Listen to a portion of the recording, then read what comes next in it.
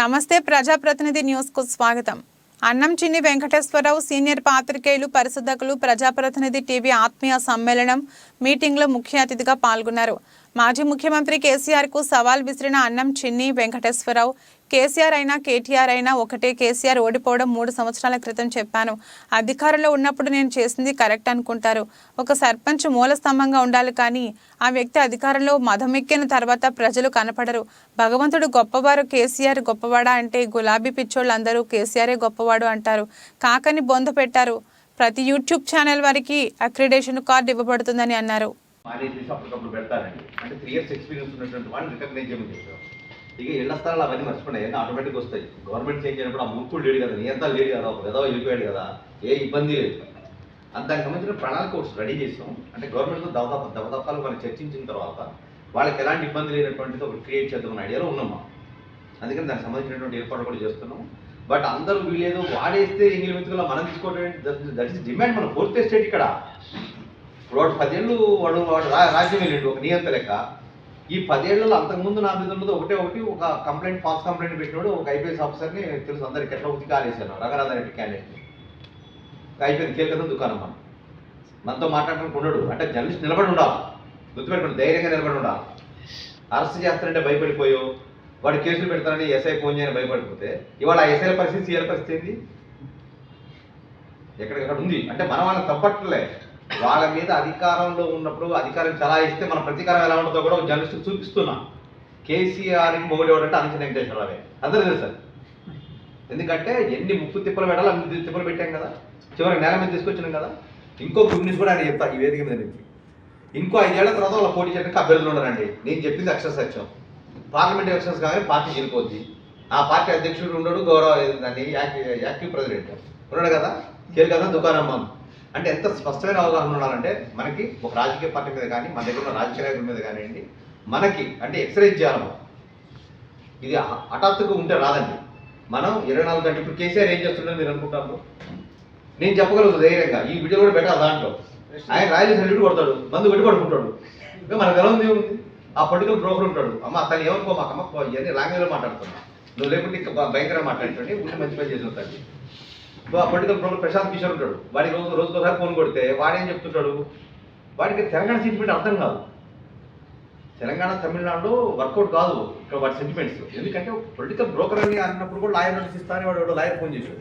సరే, ఆ లాయర్కి వాళ్ళకి ఏదో ఉంటుంది కాబట్టి ఇబ్బంది లేదు. లాయర్ అంటే మనకు గౌరవం కాబట్టి ఆ లాయర్కి చెప్పిన కార్యకర్త పార్టీలో పనిచేస్తాడండి. కొంచెం పెద్ద నాయకుడు, ఇంకో నాయకుడు అంటాం, గ్రామ నాయకుడు అంటాం, లేకుంటే మండల స్థాయి నాయకుడు అంటాం, ఇంకోటి పేర్లు పెడతాం. మరి ప్రశాంత్ కిషోర్ ఏమంటారు, పొలిటికల్కి డబ్బులు తీసుకుని సర్వీస్ చేస్తుంటాడు. మరి డబ్బులు తీసుకుని సర్వీస్ చేస్తున్న బ్రోకర్కి ఏమంటారు అన్న? మరి వేరే పదాలు లేవుగా మనకి. అందుకే మనం మాట్లాడేటప్పుడు గుర్తుపెట్టుకోండి, ఎక్సరైజ్ చేయండి. ఒక మాట అనేటప్పుడు బట్టే బాధ అంటే తప్పు కాదు, గుర్తుపెట్టుకోండి.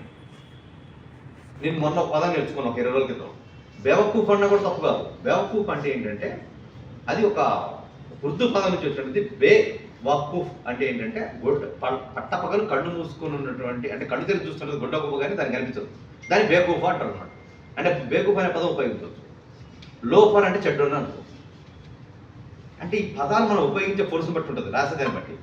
అందుకనే అంటే మన జర్నలిజంలో మన వృత్తిని మనం గుర్తుపెట్టుకోండి, చాలా గౌరవంగా మనం మాట్లాడతాం. మన్ని ఎప్పుడైతే టచ్ చేస్తారో, అంటే ఎక్కడ లేనటువంటి నిర్బంధాలు తెలంగాణలో చదువు చూసాం కదా, అందరం ఎక్కడో దగ్గర అందరం బాధపడ్డాం కదా. ఇప్పుడు చూపిస్తామనేది ఎవడన్నా, ఇప్పుడు ఎవడన్నా సర్పంచ్ వచ్చి దౌర్జన్యం మేమే చేస్తే ఉరికి చూపించుకోవట్లండి ఊళ్ళో. ఏ కేసులో నేను చూసుకుంటా, గుర్తుపెట్టుకోండి. ఏ రాజకీయ ఎవడైనా సరే వాడు బెదిరించిన అనుకోండి, ఈ సీట్స్ అన్నట్టే వాడి. ఇది పూర్తి ఇప్పుడు వచ్చిన ప్రభుత్వం ప్రజాప్రభుత్వం. జర్నలిస్ట్ మీద ఇగవాలండి, ఎందుకంటే వచ్చింది మా జర్నలిస్ట్ కాబట్టి. రేవంత్ రెడ్డి ఒకప్పుడు జర్నలిస్ట్, మనకు ఆ ఇబ్బంది లేదు. ఇక మనం ఎంత చూపించాలో, మీకు ఒక 1 year పాటు మంచి మాల మసాలా ఉంటుంది, మీరు కొంచెం అబ్జర్వ్ చేయండి స్థానికంగా ఏమేం చేశారు. ఉదాహరణ ఖమ్మం నుంచి ఎవరు వచ్చారండి, మన రాజకీయ నాయకులు కాదు, చాలా స్పష్టంగా చెప్తున్నా. మీరు అవినీతి బయటికి చేయండి, వెనకాల మేము దాన్ని ఎందుకు ఇచ్చాడో చూద్దాం. ఇది మంది ఇప్పుడు ఇంత ముందులాగా ఇది కేసీఆర్ గవర్నమెంట్ కాదు. ఆ బట్టవాదాలు వేడు మంచిగా పంపిస్తాను. నేను బట్టవాదాలు తప్పేం కాదు, బట్టవాదాలు పెరుగుడు పెట్టుకుంటారు. వాడు పట్టించుకుంటే వాడిని పట్టించుకునేది ఇప్పుడు ఇక ఇంట్లో పడినట్టు. ఇక మా ఇంటి ఇంకెంత ఒక 2-2.5 ఏళ్ల తర్వాత ఉండు పాపం. ఇప్పటికే పాపం పక్క అధికారంలో గెలిగలాడిపోతాడు.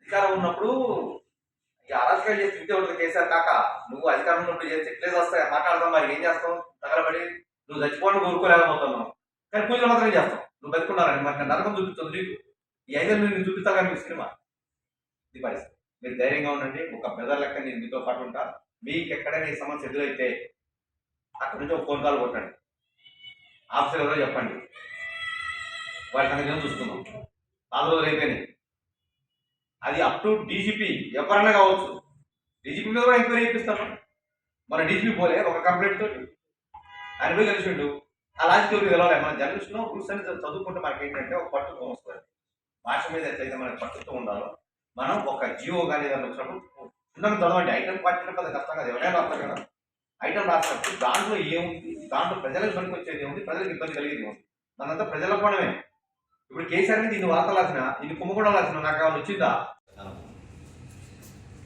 ఇక కొత్త ప్రభుత్వం వచ్చింది కొత్త పరిణామాలు జరగబోతున్నాయి బట్ ఇక్కడ కొన్ని నిర్ణయాలు నేను చెప్పేదానికంటే రేపు ఒక ప్రోగ్రాం జరగబోతుంది రవీంద్ర భారతిలో 12:30 నుంచి 2:30 వరకు ఉండే అవకాశం ఉంది మినిస్టర్స్ వస్తున్నారు దానికి సీఎం కోసం ట్రై చేస్తున్నాం ఇంకా ఆయన రేపు ఏఐసిసి మీటింగ్ ఢిల్లీ వెళ్తానని ఒక మాట చెప్పారు ఇవన్నీ పక్కన పెట్టేద్దాం ఇందాక మిత్రులు చెప్పారు కదా మండల్ లెవెల్లో ఉండే సమస్యలు సహజంగా ఉంటాయి ఎందుకంటే కింద స్థాయిలో చిన్న ప్రపంచం కాబట్టి అంటే హైదరాబాద్లో ఉండి ఇప్పుడు దాకా నా మీద ఒక 177 కేసులు ఫైల్ అయ్యాయి నేను పెద్ద పట్టించుకోను నన్ను జైలు పంపించినా కూడా నవ్వుతూ వెళ్ళిపోతుంటే అర్థం కాదు ఇప్పుడు ఒక్కొక్కరు వణికిపోతారు ఇక ప్రతీకారం తీర్చుకుంటాం కదా డెఫినెట్గా తాట తీస్తాం జరిగితే అయిపోయింది ఇక స్థానికంగా కేసులు ఉండవండి ధైర్యంగా పనిచేయండి ఎక్కడన్నా కేసు ఫైల్ అయితే నాకు ఫోన్ చేయండి నా నెంబర్ ఇస్తారు సామ్రాట్ గారు ఎక్కడన్నా పోలీసు వాళ్ళు అక్రమంగా కేసు పెట్టారంటే వాడు తాట తీయటమే వాడు ఆ రోజు వాడు నా పేపర్లో వాడు బ్యానర్ అవుతాడు ఈ దేశంలో తిట్లు ఎన్ని ఉంటే అన్ని రకాల తిట్లు దాంట్లో వాడతాను నాకు మొహమాట లేదు బేషజాలు లేదు అది కేసీఆర్ అయినా ఒకటే కేటీఆర్ అయినా ఒకటి ఏ గొట్టం కోసైనా ఒకటే గుర్తుపెట్టుకోండి మన దగ్గర రాసే దమ్ము ఉంది రాయగలుగుతాం చూపించాలి ప్రజలకు ఎందుకంటే మన ప్రజల పక్షం కాబట్టి ఈ కేసీఆర్ చేసిన పెద్ద పొరపాటు నేను పదే చెప్తుంటా ఆయన గారికి కూడా నేను బహిరంగ లేఖలు డైరెక్ట్గా కామెంట్ చేస్తుంటాను దాదాపు తెలుగు జర్నలిస్టులు ఎవరు లేరు అటు జగన్ కానీ ఇటు కానీ మన ముఖ్యమంత్రిని టార్గెట్ చేశారు ఎవరు రాయరు కాబట్టి తాను ఓడిపోతున్న విషయాన్ని 3 ఏళ్ల క్రితం చెప్పారు వీడియో సాక్షిగా ప్రెస్ క్లబ్లో చెప్పారు సీట్లలో ఓడిపోతుందని చెప్పారు చివరికి 64 సీట్లలో ఉండడం పరిస్థితి విన్నర్ వాడు చెప్తే అధికారంలో ఉన్నప్పుడు ఏం చేస్తారంటే మేము చేసిందే కరెక్ట్ అనుకుంటారు అధికారంలో ఉన్నప్పుడు మేము చేసిందే కరెక్ట్ అనుకుంటాడు ఆఫ్టర్ సర్పంచ్ అంటే మన సర్పంచ్ని అగౌరవపరచట్లేదండి ఇక్కడ సర్పంచ్ అనే వ్యక్తి ఆ గ్రామానికి సంబంధించినటువంటి ఒక మూల పురుషుడు అక్కడ మనకు ఒక మూల స్తంభం చెప్పాలంటే కానీ ఈ ప్రయత్నం ఏదైతే అధికారం అనే ఒక మదం ఎక్కిన తర్వాత ప్రతి ఒక్కళ్ళు ఎలా బిహేవ్ చేస్తారంటే మేము చాలా గొప్పవడం అనే ఫీలింగ్కి వెళ్తారు అంటే గత 20 రోజుల క్రితం కూడా చూసుకుంటే భగవంతుడు గొప్పడా కేసీఆర్ గొప్పడా అంటే ఇక్కడ ఉన్నటువంటి గులాబీ పిచ్చోళ్ళంతా కూడా ఇంకా పార్లమెంట్ లాంగ్వేజ్ మాట్లాడుతున్నారు చాలా ఆడకూతురు ఉంది కాబట్టి ఈ పిచ్చోళ్ళందరూ కూడా ఏంటంటే మాకు భగవంతుడి కంటే కేసీఆర్ గొప్పడు అనుకున్నారు చివరి కేసీఆర్ మీద నెగిటివ్ ఐటమ్ రాయాలంటే అంటే ఉన్నట్టు రాయాలంటే 23 రోజులు పట్టిందండి ఇది పరిస్థితి నేను ఫస్ట్ ఎలక్షన్ స్టార్ట్ కాగానే పెట్టిన హెడ్డింగ్ ఏంటంటే కాకాను బొంద పెట్టారని పెట్టారు జర్నలిజం డిఫరెంట్గా ఉండాలి ఇప్పుడు మీరు చూపించే యూట్యూబ్ ఛానల్స్ కానివ్వండి మిగతా కానివ్వండి ఇంకో గుడ్ న్యూస్ కూడా చెప్తాను మా ప్రయత్నం మేము కూడా చేస్తున్నాం ప్రతి యూట్యూబ్ ఛానల్ ఉన్న వాళ్ళకి ఎక్కడేషన్ వచ్చే విధంగా 1 నెంబర్ 1 చప్పట్లు కొట్టొద్దండి ప్లీజ్ వద్దు అంటే చేసి అప్పటికప్పుడు పెడతాడండి అంటే 3 years ఎక్స్పీరియన్స్ ఉన్నటువంటి వాళ్ళని రికగ్నైజ్ చేయమని చెప్పాము ఇక ఇళ్ల స్థలాలు అవన్నీ మర్చిపోయినాయి అన్నీ ఆటోమేటిక్గా వస్తాయి గవర్నమెంట్ చేంజ్ అయినప్పుడు ఆ మూర్ఖుడు లేడు కదా నియంతా లేడు కదా ఒక విధవ వెళ్ళిపోయాడు కదా